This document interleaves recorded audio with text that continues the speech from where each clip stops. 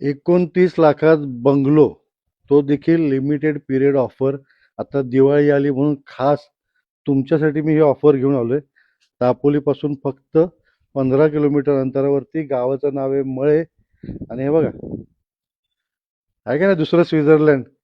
29 लाखात मित्रांनो बंगला तुम्हाला पुन्हा मिळणार नाही. ही लिमिटेड ऑफर मी तुमच्यासाठी घेऊन आलोय खास दिवाळी निमित्त.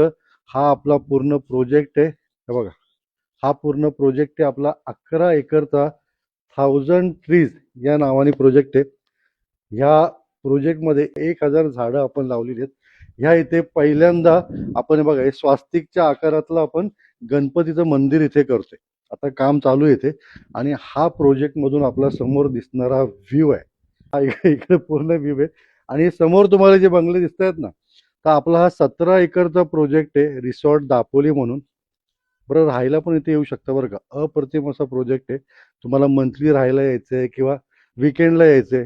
जेवण अप्रतिम, परिसर अप्रतिम, शुद्ध ऑक्सिजन कोकणामध्ये. तर त्या प्रोजेक्ट आपला पहिला कंप्लीट झालेला आहे आणि त्याला लागून आपण ही सेकंड फेज लॉन्च केलेली आहे. आणि काय हवा आहे, शुद्ध हवा. हा बघा, गावाचं नाव आहे मळे. आणि हा पूर्ण व्ह्यू. ह्याच्यामध्ये आपण तुम्हाला 29 लाखामध्ये बंगला देतोय. प्लॉट साईज अंदाजे आहे 2000 स्क्वेअर फूटची, ज्याच्यामध्ये 1 बेडरूमचा बंगला आपण देणार आहोत, सर्व खर्च सकट. आणि असा व्ह्यू.